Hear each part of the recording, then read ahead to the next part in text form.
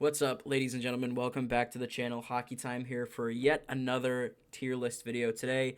Like we did for the goaltenders, going to be going through all 32 teams' groups of defensemen. Now for this, I am going largely based off of the pairings that are listed on Daily Faceoff. Shout out Daily Faceoff, a great resource for especially fantasy hockey, but just line pairings in general if you're looking for that information. So I know it's not always 100% accurate. We have not even seen any preseason games yet, so things will change, but just going based off the groupings that we have at least to this point. And let's jump right into it. Apologize in advance if you hear me clicking around. That's me jumping from team to team. Going to get started with the Anaheim Ducks. Olin Zellweger, Cam Fowler, Pavel Mintyukov, Radko Gudas, Brian Dumoulin, and Jackson Lacombe. Radko Gudas probably going to be named the captain of this team, but all in all, it's still a pretty rough group relative to the rest of the league. I don't know that it really is the worst, but it's definitely not anything other than bottom tier. They have a very bright future, especially with the likes of Zellweger, Mintyukov, and Lacombe up there. A good addition in Dumoulin in the offseason, but all in all, just not going to be enough to be overly competitive relative to the majority of the league. The Boston Bruins. This is an interesting one. One of the bigger offseason additions as far as defensemen go was Nikita Zadorov. He signed a very big contract. He'll likely be with Charlie McAvoy, and then they still have Lindholm, Carlo, Lohrei, and Andrew Peeke rounding out their six. I think this is a pretty solid group still. I know a lot of them are starting to get up there in age, and I think the Zadorov contract is probably an overpayment.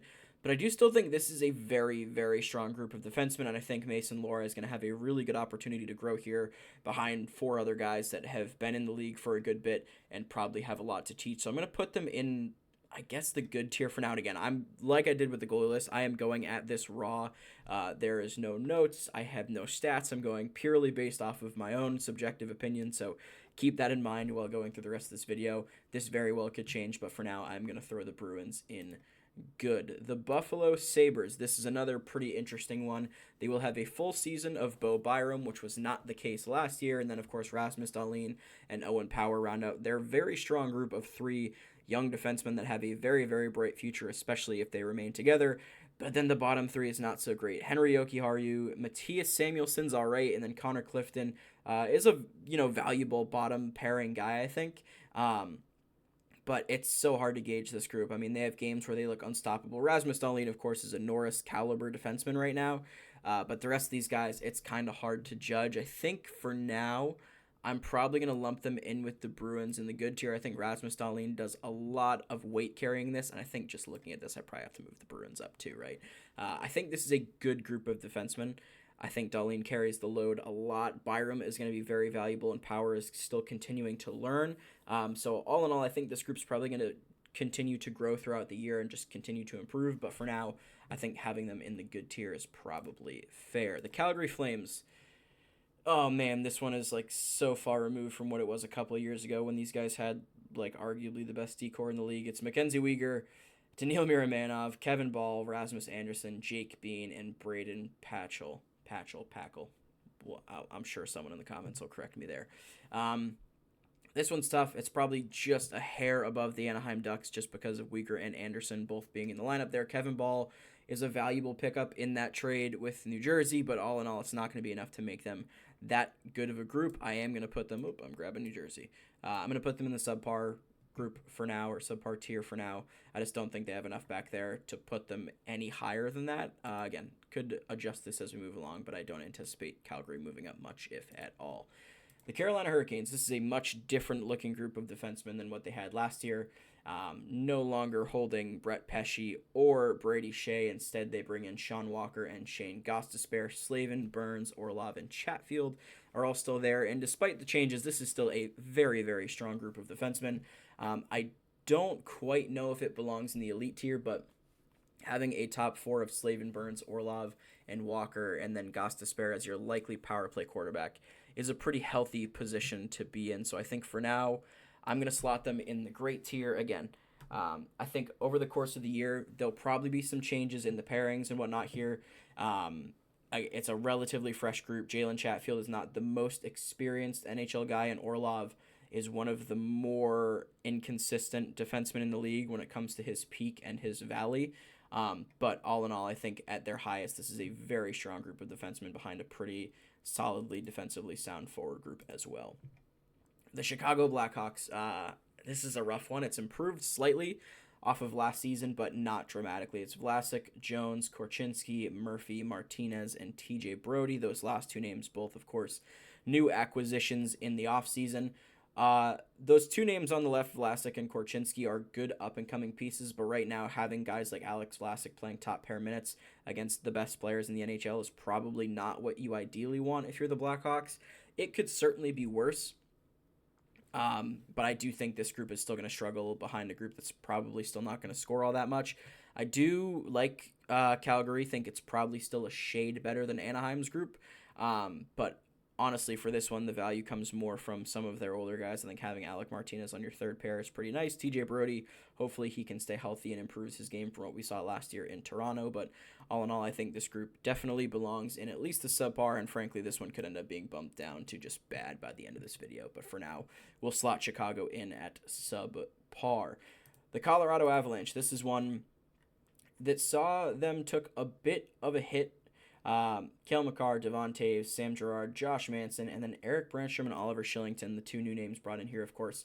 Jack Johnson and Bo Byram no longer here for the Avs, but this is still a really, really strong group. Sam Girard had a rough year last year, don't get me wrong, but having a top three of Toews, Makar, and Manson is no joke, and frankly, that's got to be one of, if not the best bottom pairs in the league. They don't exactly strike you as shutdown guys, but having guys that could actually score on that third pair, and Brandstrom and Shillington is not a bad thing at all. And again, this group of forwards for the Avs is going to do a lot to support them, much like Carolina's group will. So I really like this Avs group. Having Cale Makar and Devon Toews as your top pair is just ridiculous. It's probably still the best D pair in the league, and this group is still elite despite the departure of Bowen Byram. The Columbus Blue Jackets, this is a tough one. They don't have the most stable group back there. The names on paper look solid, but just not running out with the most effective guys. They're all getting up there in age. They're not old by any means yet, but they're definitely in their prime and not getting any younger, looking at Werenski and Provorov. And then you have Eric Gustafsson. It's just not the greatest group here in Columbus.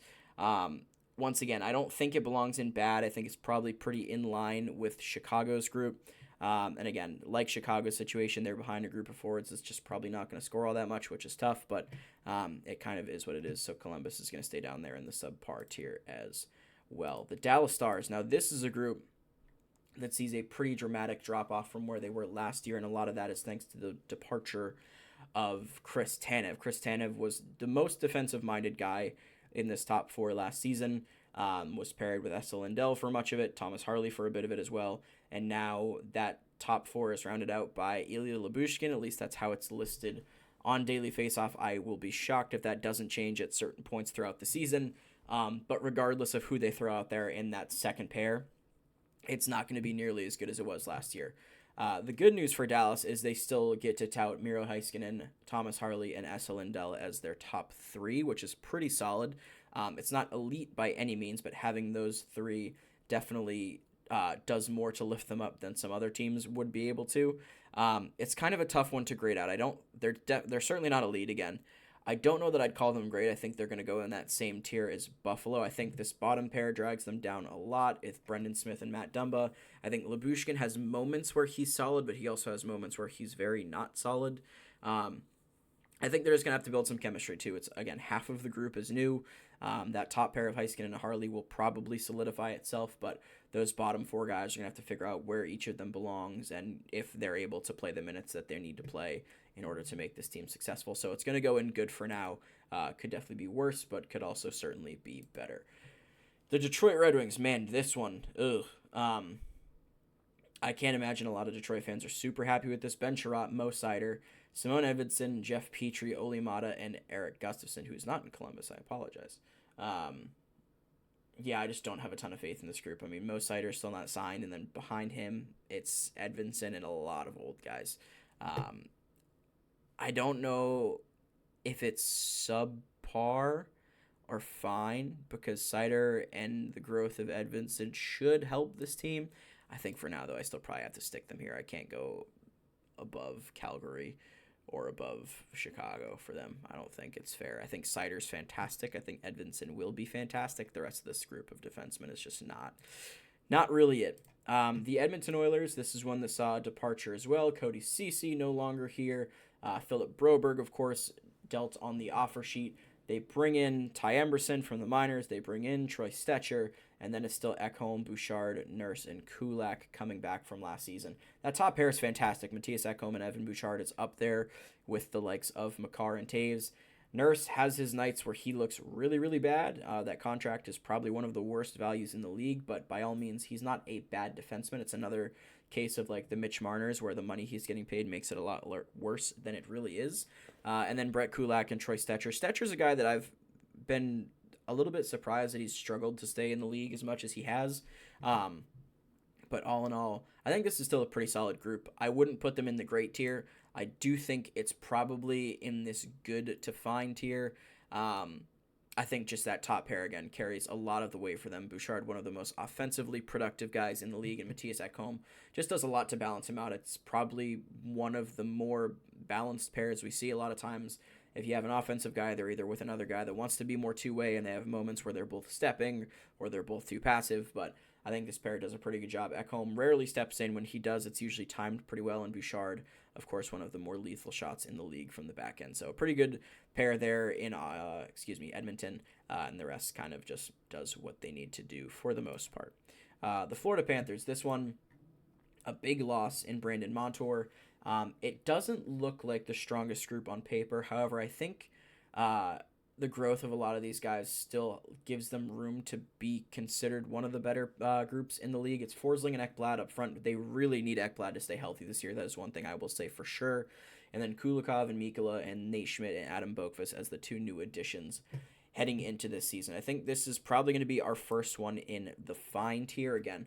A big asterisk on the health of Aaron Ekblad. If he goes down for a large portion of the year, this group is going to be in some trouble just because they don't have the depth or the additional superstar that they had last season in Brandon Montour. Gustav Forsling is getting a ton of gas from his performance in the playoff and last season, and frankly, it's rightfully so. But just because he had one very, very good year does not mean he's suddenly this elite defenseman that deserves to be in the running for the Norris. All this stuff is just a little bit premature, I think. He's still very good, don't get me wrong. He's one of the better defensive defensemen in the league, but I think all in all, this group just doesn't have the depth that it had with Brandon Montour there, and frankly, both Boqvist and Schmidt have struggled to stay in the league as well, and I'm not as confident in that group with the two of them rocking the back end as I was previously. So Florida going to go in that middle tier in fine for now. The Los Angeles Kings, this is another relatively fresh group. Mikey Anderson, Drew Doughty, Vlad Gavrikov, Brant Clark will likely slot in, and then Joel Edmondson, a new piece for them, and Jordan Spence rounding out the 6 defensemen there.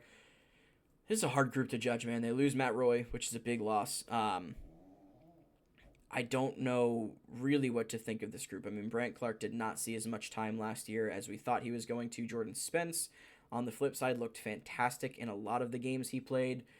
Joel Edmondson, as an addition, is good for the back-end pair, but I don't love it even there. And then, of course, Doughty is not getting any younger.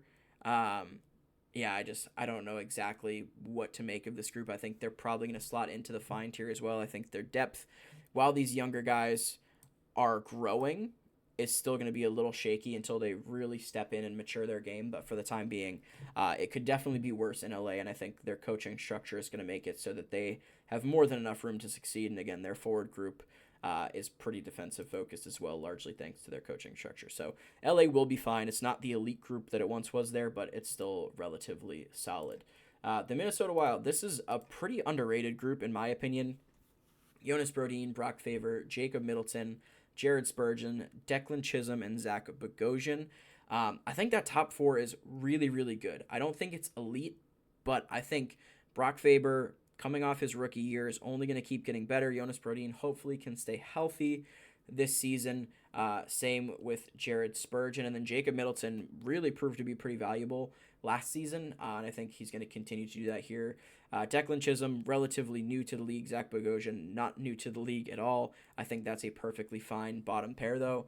All in all, I think this is a really solid group of defensemen. It borders on being great. I think a lot of that depends, on the performance of Brock Faber. If he performs even better than he did last season, there's a chance that this group could be in the great tier by the end of the season. But for now, I think keeping them in the good tier is probably fair. The Montreal Canadiens, this is an interesting group too, a pretty wide spread of young and old guys. You got Mike Matheson and David Savard as the grizzled old vets, and then Caden Gooley, Lane Hudson, Arbor Jackeye, and Justin Barron, all relatively young guys. Really excited to see a full season of Lane Hudson if he makes the roster full time, which I think he should considering the other pieces they have here. And I don't think this group is terrible. I think they're definitely going to have nights where they struggle. They're going to have nights, especially against top teams, where they just kind of get caved in on each pair. I think Hudson and still Caden Gooley and Jackeye are going to have moments where they kind of get exposed and they have to learn from it, and it improves next season. But all in all, I think as far as a young group of defensemen are concerned, you could definitely do worse than this group in Montreal. So I think for now it is still subpar. They're still going to have their moments where they have tough nights, like I said, but I think this group has a lot of room to grow, and they have a lot of promise for future seasons. The Nashville Predators. It's so weird seeing the names cycle through on this Nashville team because they've been known for so long for always having consistent defense. And despite the changes they have, I think they still have a very good group here. Brady Shea, Roman Josi, Jeremy Lauzon, Alex Carrier, Spencer Stastny, and Luke Schenn. It's a really, really good group in Nashville. I'm not going to lie. Roman Josi is probably a top 3 defenseman in the league still. Brady Shea, though I think his contract was an overpayment, had a fantastic season last year. And then those bottom 4 names, Lauzon, Carrier, Stastny, and Schenn, none of them wow you, but they all do their jobs very, very well. And frankly, I don't think this team's going to give up a lot of goals this year. I think the additions they've made will help them offensively, will give them some more confidence to do what they need to do in the O-zone. And I think it's going to give guys like Shea and Lauzon and Schenn specifically the ability to just sit back, do their job, eliminate chances, and play physically. And this is not going to be a fun group of defense to play against. I mean, even Roman Josi is not afraid to throw his body around when needed, but the rest of those 5 guys in particular are bears to play against. And I think this group is going to make, especially playing in Nashville, a tough time for anyone that comes to visit. So Nashville, I think, has a great group going into this season. The New Jersey Devils. This is a refreshed look for the New Jersey Devils. Siegenthaler and Hamilton still going to be that top pair, but new looks for the second and third pair, likely going to be Luke Hughes and Brett Pesce, and then Brendan Dillon and Shimon Nemec rounding out their top 6. I think this group has fantastic balance. I think every pair has a guy that's willing to step up into the offense and a guy that's much more comfortable staying home.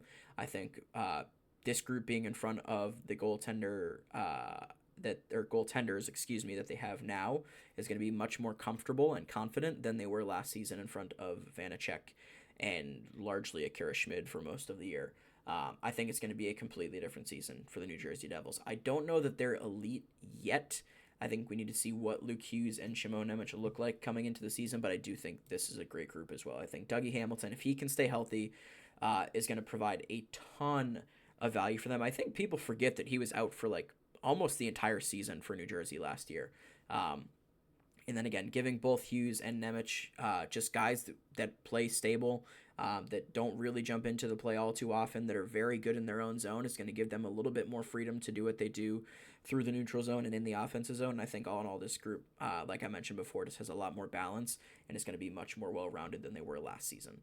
The New York Islanders, I mean, this group is fantastic. They have been for a while. The only name that really jumps off the page is Noah Dobson, but it doesn't seem to matter. They always have very, very good numbers in their own zone in particular. The other names, Romanov, Pollock, Riley, and Scott Mayfield, who seems like he's been there forever. This group is still a great group. Again, the names don't jump off the page. They don't look to be all that great, but all in all, considering what this group had, actually, no, I can't. They're good. If we're going just off of the names on the page, they're good. Noah Dobson does a great job quarterbacking this offense. If they did not have Noah Dobson, this team would not be graded this highly. But because of their system, they do a very good job. If we're going based on the names, though, the players on the roster, I can't put them in the great tier just yet. But systematically, this team's always very good defensively, so it's hard to knock them down in this good tier because we know what they're capable of. But I think a lot of that is due to the systems they play and the structure to their game that has been an Islander staple for like the last decade now. It hasn't gotten them overly far. They've made a couple conference finals, but aside from that, has not brought them too much postseason success like one may expect. The New York Rangers. This is an interesting one. Ryan Lindgren, Adam Fox, Keandre Miller, Jacob Trouba, Zach Jones, Braden Schneider, and of course we had all the drama with Jacob Trouba this offseason. Was he going to stay? Was he going to leave? He ends up staying on the team, at least for the time being. The group might be worse off for it. Braden Schneider deserves to be getting top 4 minutes. He might end up seeing top 4 minutes depending on how the year starts for Trouba. But this is still a really solid group. I mean, a group headed by Adam Fox by default is going to be really strong. But the depth pieces they have are solid too. I mean, Keandre Miller on your second pair is fantastic. Trouba, despite the allegations on his defensive game, is still a presence out there. You do not want to keep your head down when he's on the ice. And again, Braden Schneider, Zach Jones as your bottom pair is more than enough value there. I don't quite think they're in the great tier. It's tough, man. I don't quite think they're on the same level as the likes of Carolina, Boston, and Nashville. I think they're probably just a touch below. And just looking at this list, I need to do this, and I need to do this, I think. Yeah, I'm happy with that. The Rangers still very, very good. We'll see what happens with the likes of Jacob Trouba through the season. Whether he gets moved, I kind of doubt it. He's still the captain. He doesn't want to be moved from all news we've seen. So we'll see what happens for New York. But regardless of what it is, that group of defensemen is still very, very good. The Ottawa Senators. Yeah, this one's tough, man. I want this group to be better, but it's just not. They get rid of Jacob Trouba in the offseason, and now it's Sanderson, Zub, Shabbat, Jensen, Tyler Clevin, and Jacob Bernard Docker. It's just not a great group. Jake Sanderson is really, really good. He's continuing to grow into his game. Thomas Shabbat has reportedly been battling a wrist injury for the last 2 seasons, and he is now 100% from that. So we'll see whether or not that changes things for them, but I still don't think this group's that great. The rest of the pieces they have are just not enough, in my opinion. Basically, swapping Chychrun for Jensen is not good. As a Washington fan, I can tell you he had moments where he was fine, but he had more than his share of moments where he was not. And I just think as a whole, this group's going to struggle, especially against a very strong Eastern Conference. Again, I would love to see this group improve. I hope they make some kind of move at some point during the season to make the group look a little bit stronger. But right now, it seems like it's Sanderson and Shabbat versus the world, which is not a recipe for success, I don't think. The Philadelphia Flyers, similar situation here. I think this group actually has more promise than the Senators group. Cam York and Travis Sanheim is actually a decent pair.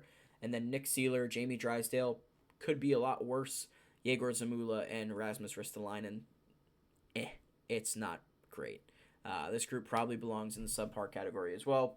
Just being completely honest, they might even belong in the bad tier. But I think the likes of York, Sanheim, and Drysdale keep them afloat just enough that it's tolerable for them to be there. And I actually think I got to move this group here. And I think I got to move this group here. Yeah. I think if Drysdale stays healthy, York has another good season, this group's going to be okay. They're going to have nights where they're overwhelmed like a lot of the other groups in this tier, but all in all, I think they're just growing. They're trying to move into the system with Torts. They're hopefully going to have a full season where all of them are healthy, or at least for the large part of the year, so they can kind of glue together. They didn't have that opportunity with Drysdale coming in at the point in the season that he did, and then he got injured, so we'll see what happens in Philly. I hope I'm wrong. I hope this group's better than I expect, but I don't think they're going to be that great just yet. But give it a year or two. That might look a bit different. The Pittsburgh Penguins have 2 Hall of Famers and then other guys. It's so weird putting Erik Karlsson and Chris Letang anywhere other than great, but they're just both so far past their prime. Neither had great seasons last year, and the rest of the bodies, Marcus Pettersson, Ryan Graves, Matt Grzelcyk, and Sebastian Aho, not the one in Carolina, but the other one. I don't even know if I want to put them in the fine tier, to be honest. I mean, they just completely lack what they need in their own zone. They have 2 power play quarterbacks that should be PP1 guys, and they're going to have to split that time or both play on PP1, which is probably not ideal. I just don't know that I love it. I think they're probably here for now. They just, again, their own zone is abysmal. Marcus Pettersson is there. Sebastian Aho is obviously not a flashy offensive guy. But even an ad like Matt Grzelcyk, he's not a guy that's known for being super sound in his own zone. I just don't love this Penguins group whatsoever. I don't think they're bad. I don't think having those two names will ever let them be bad, but it's certainly not good in Pittsburgh. The San Jose Sharks, this is another group that's bad for sure. When your best defenseman is Mario Ferraro or Jake Wallman, yeah, it's not good. They have 100-year-old Marc-Edouard Vlasic, Cody Ceci, Jake Wallman, Jan Ruda, Mario Ferraro, and Henry Thrun. That was not the order of the pairings. I'm just jumping all over the page here. But it's a bad group in San Jose. It's far and away their weakest position. I think it's weaker than their goaltending, even though that tandem is probably Blackwood and Askarov or Blackwood and Vanacek. It's not good in either of those. But their defense is just, it's a black hole back there, man. They're going to give up a lot of goals this season unless Macklin, Celebrini, and Will Smith both turn out to be some of the best two-way forwards in the league, and even then they're going to give up a lot of goals. It's an inevitability. So the Sharks, probably the worst group of defensemen in the league, if I'm being 100% honest. The St. Louis Blues, not the worst group of defensemen in the league. However, it's not good either, especially with the loss of Torrey Krug. It's now Nick Leddy, Colton Parayko, Philip Broberg, Justin Falk, Scott Perunovich, and Ryan Suter.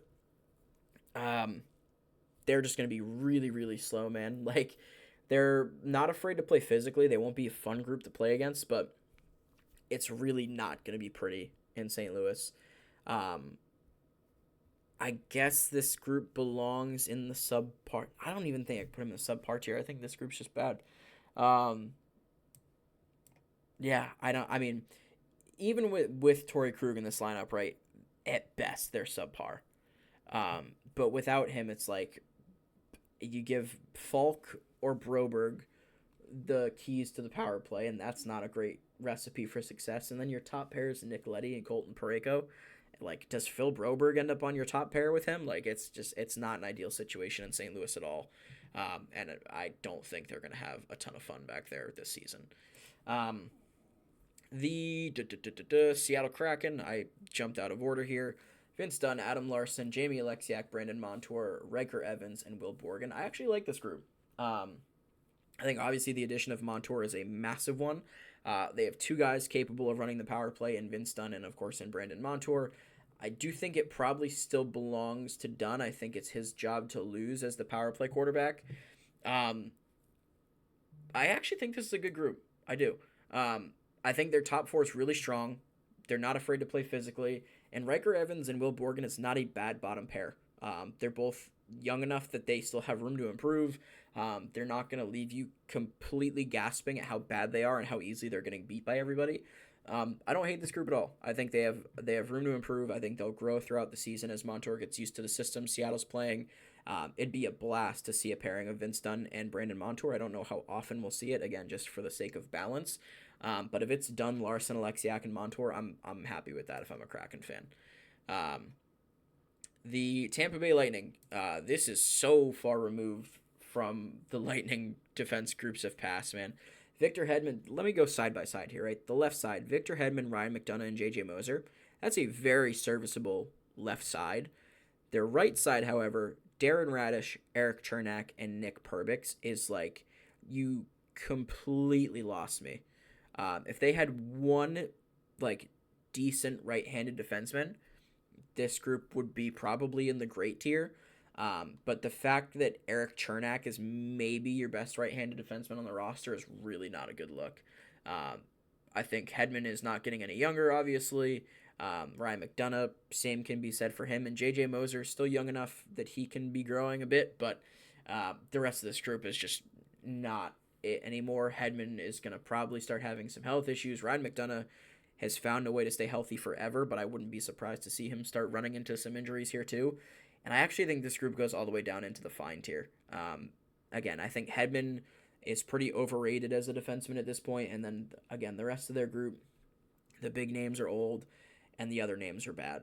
So I don't have a ton of confidence in this group. I think it's going to be largely on their first line and on Andrei Vasilevsky to carry the weight if they want to be successful this season.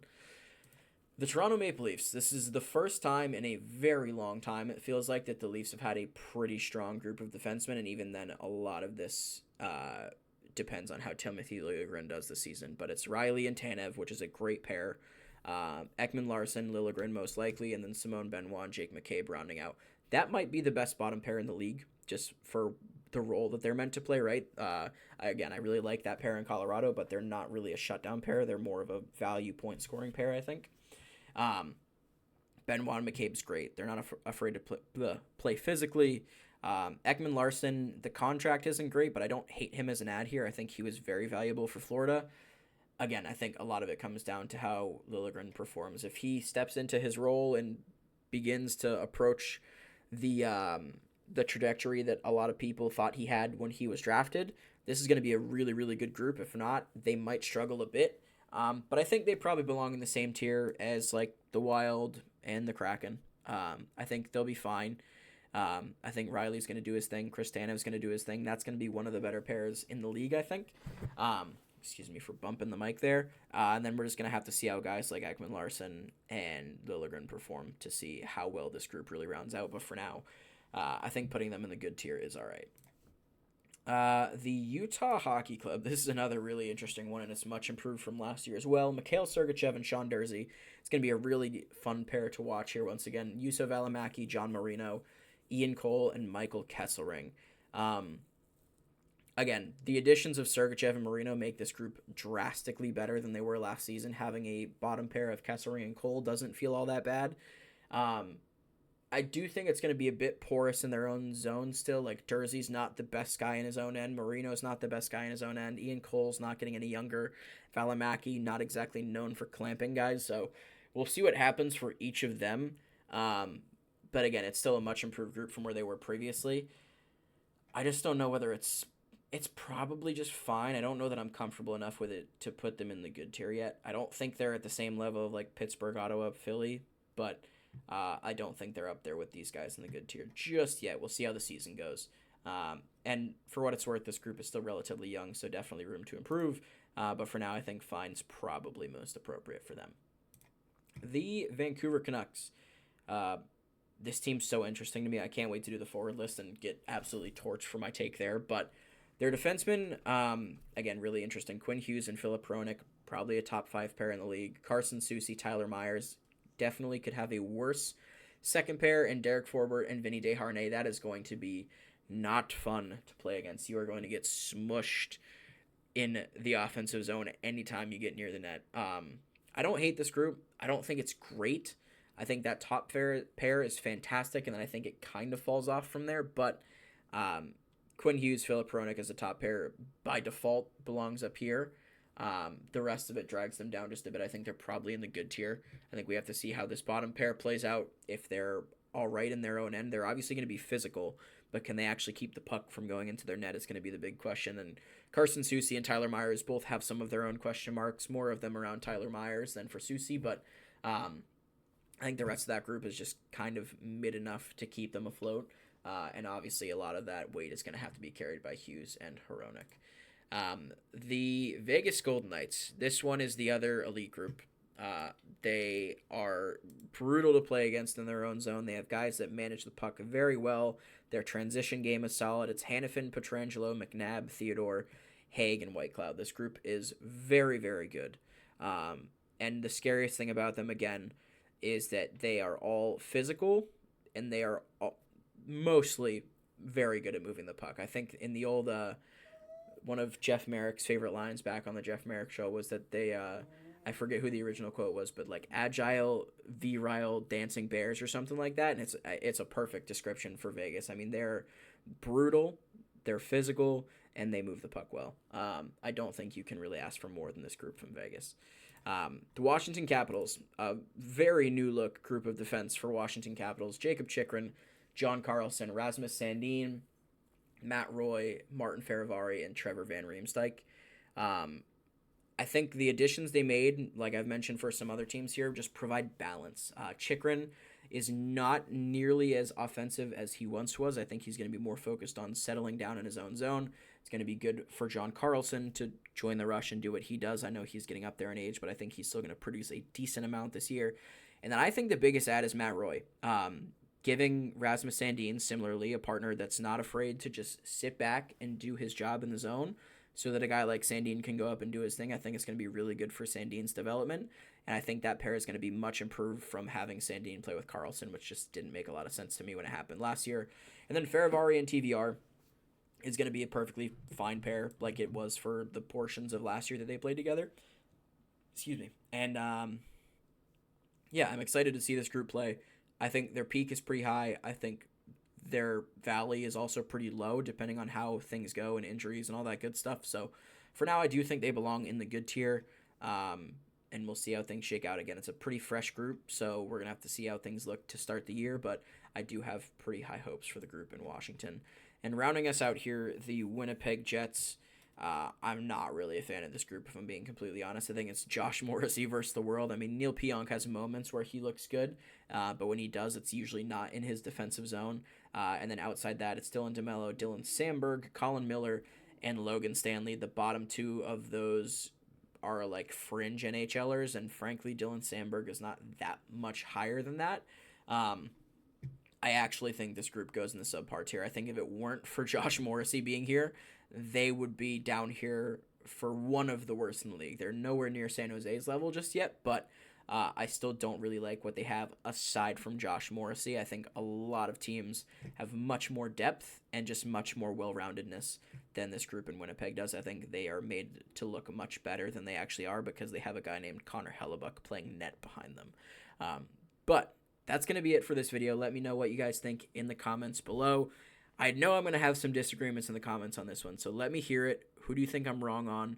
Who do I have too high? Who do I have too low? Whatever it is, let me know what you think in the comments below. Thanks as always for watching. Leave a like if you enjoyed it. Subscribe if you want to. It is free. And again, we're trying to pump out some more content as we get closer and closer to the season. So thanks as always for watching, and we will talk to you guys next time.